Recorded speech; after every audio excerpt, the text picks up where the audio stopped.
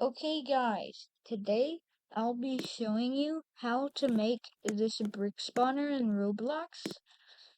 And this is considering you haven't even ever done scripting yet, so I'm gonna explain everything. So if I press spawn 1, it spawns a brick with a random color, and if I press spawn 5, it spawns 5 of a random color. It's really cool, isn't it? And you can make it as many as you want actually, you just have to change the script a little bit. I'm gonna spawn 1,000,000 and see what happens. Wait. Wee. It's time for us to script this. So I'm gonna move this one and then we're gonna make a new one completely from scratch.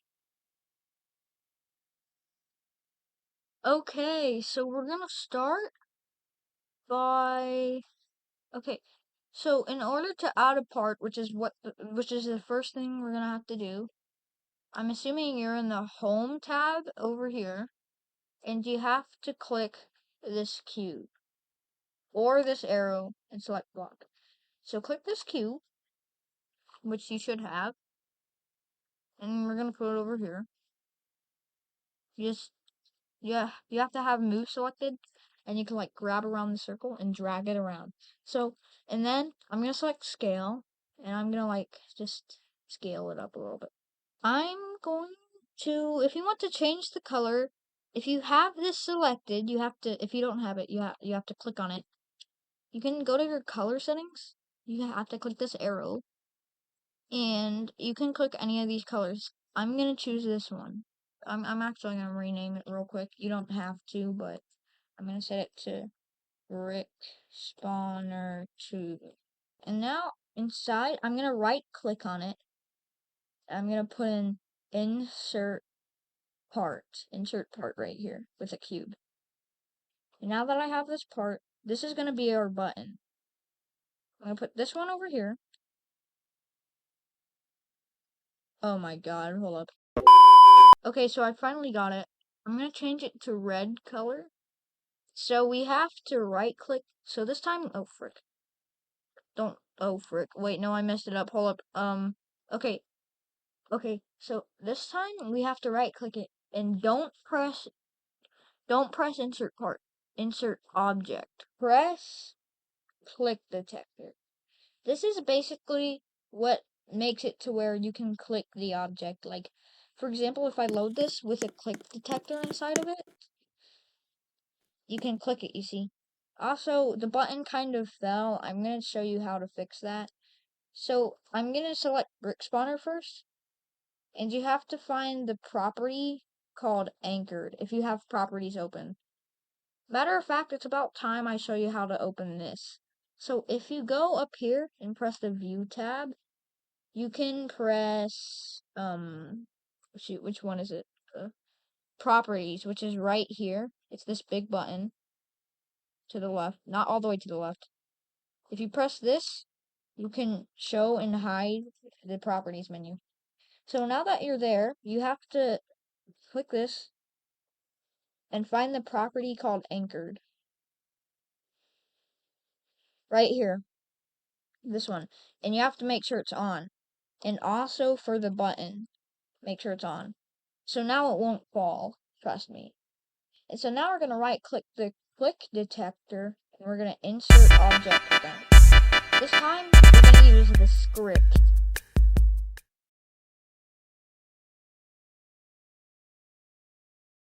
Start by erasing the placeholder thing here for printing. And we're going to put local click detector.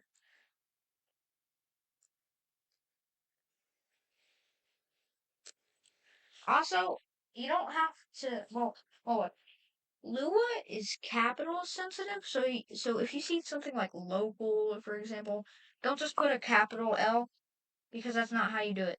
You see, it's not even turning red, and there's red underlines. So that means you did it wrong. So I have to put a lowercase l. And so basically, this is actually a variable. It's like a nickname. So, for example, click detector equals 1. So that means if I put click detector, this this phrase right here is now the same thing as 1. So we're actually going to set it to script.parent. So script, what that means is this script that we're using right now. So this is the parent of the script. That's basically what the dot does. It's basically like of here. So parent of the script is what it's inside of. And here it's inside of the click detector. It's like a folder right now. So this variable or nickname I put here is now the same thing as this thing that makes us able to click it. So now click detector, which is that dot mouse click. This is the event when we press it with our mouse or well your finger. But so connect button 1. This colon connect button 1 runs something called a function. Button 1 is the function here. So the function is basically like your own line of script that you can like. It's basically like a custom block. So like it could be like local function button 1. Make sure you put the parentheses at the end because that makes it a function. So this is a local function. I told you it's a function. So if you press enter here, it'll make this end, which is the end of the definition. The definition goes right in between in here. So in here, inside of this, we're gonna put local. We're making another variable. Sorry, this is basically just how it is. Local, let's say my brick. You can set this to anything you want. You just have to put it as the same thing in the rest of the script. So that is this. I'll show you exactly how this works in just a second. I'm just writing it down first. So I'll explain this step by step. Instance.new is what we're going to start with. This is basically a new instance. An instance is like anything, like a block, a character, like basically a thing. And .new makes it a new thing. This is a new thing that it's spawning basically. Now part. This is basically like the shape it is because you could also put like ball and stuff. Because if I spawn a part in the experience, this is what it looks like. So it's going to be this shape. You see, that's what the part means. And then workspace, that's its parent. That's the folder that it's going to be in. Workspace is basically where everything goes, like all of the terrain and like bricks and stuff.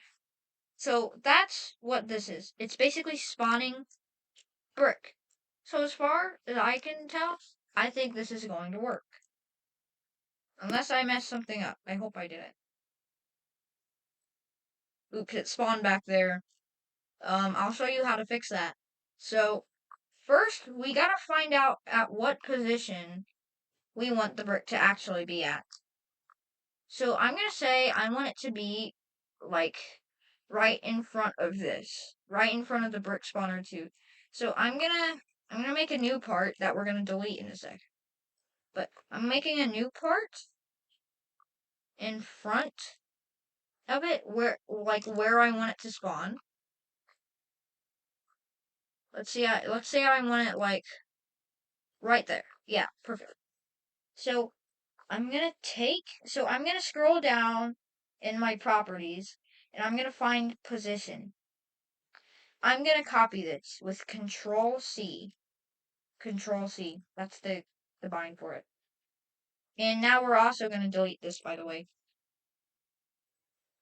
And so now we can say my brick, which is that brick, dot position, this is where it is, equals. So now we're setting the position is vector 3 dot new, and now we're going to paste in those coordinates.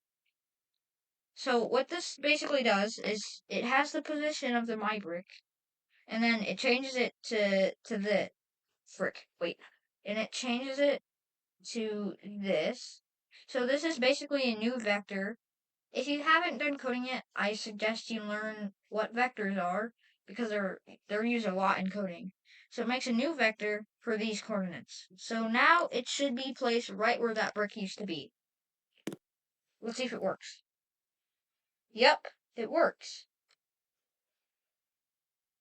So yeah. So now we're gonna make the spawn 5 button. I'm gonna start by duplicating this button. And I'm gonna scoot it over to the other side.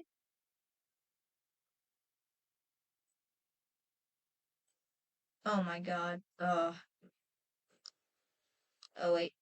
Okay, I suggest you drag it in, like how I showed you earlier, instead of using these arrows, because they still don't work for me, bro. Now I'm gonna select this, and I'm gonna go inside, and I'm going into the script in the second button, which I'm gonna name button 2. I'm going in this script, and so we're gonna edit the function, of course. So I'm gonna code it, and then I'm gonna explain it, okay? For I 1, 2, do, and now I'm gonna put this in here real quick.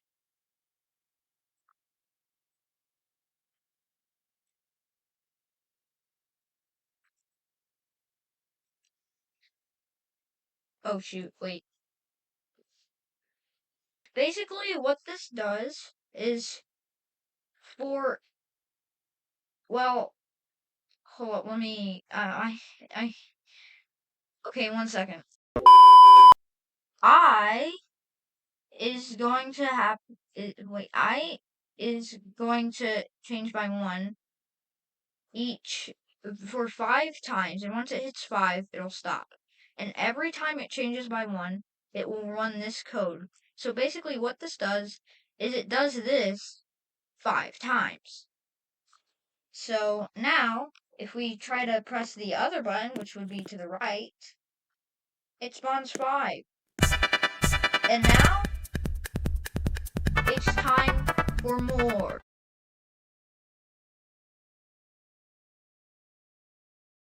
So the first thing we're going to do is we're going to do the random colors. So we're going to do my brick dot brick color, not color, brick color. I've had that mistake before. Equals brick color, oh frick, brick color dot random with a capital R and these parentheses.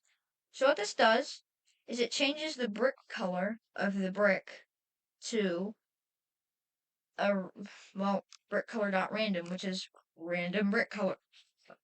Random brick color. So that's gonna work. But I only put it into the pentuple script, like the one that spawns 5, so I gotta put it in here real quick.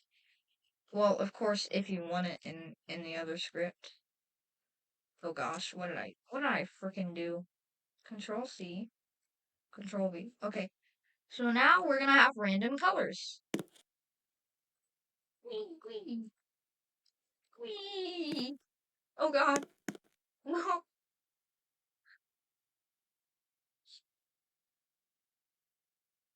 Okay, so now if you want to put text inside of your thing, I'll show you how to do so. So I'm gonna move this up a little bit. So, and I'm actually gonna move these down for space for the text too.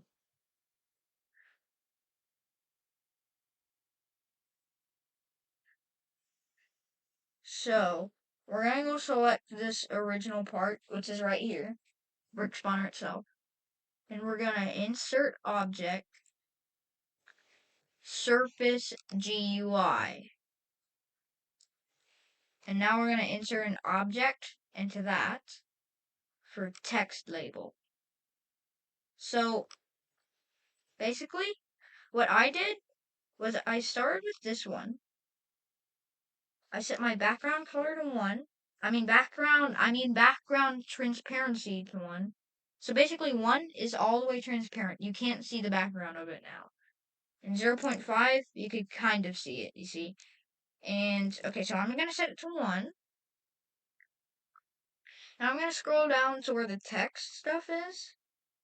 And I'm going to change my font. You can change this to whatever you want. I'm going to do Monsterrat for bold.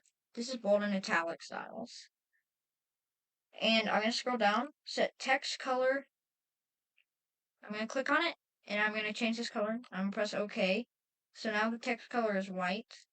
And the text, which is like right above it, I'm going to set it to brick spawner. You can basically set this to whatever you want.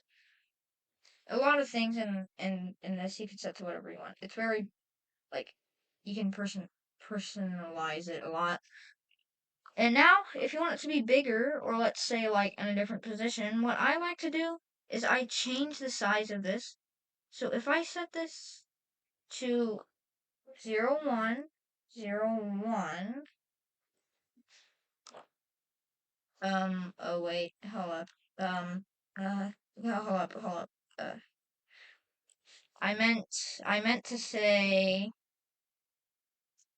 0, wait, no, 1, 0? Yeah, 1, 0, 1, 0, I guess.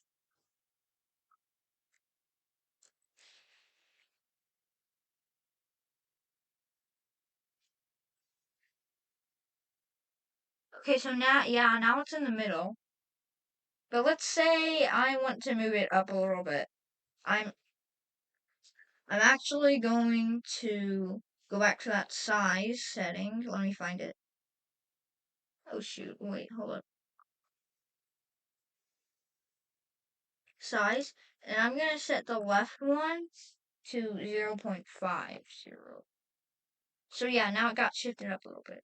Also, if you want your text to be a lot larger, which I personally do, you have to find the property down here called, let me find it, text size. And I'm going to set mine to, let's say, 85. Yeah, now you see this up here. And now I'm going to go big brain, and I'm going to duplicate the text label. This time I'm going to set my size to 1010.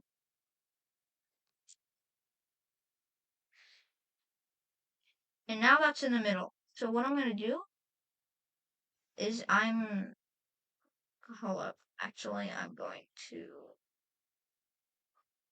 change the size by a little bit less so that I can shift it up a little bit over the buttons, don't you think?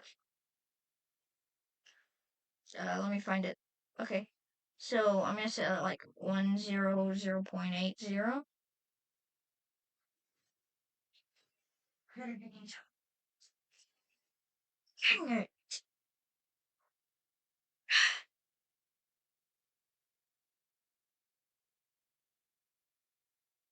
Good night.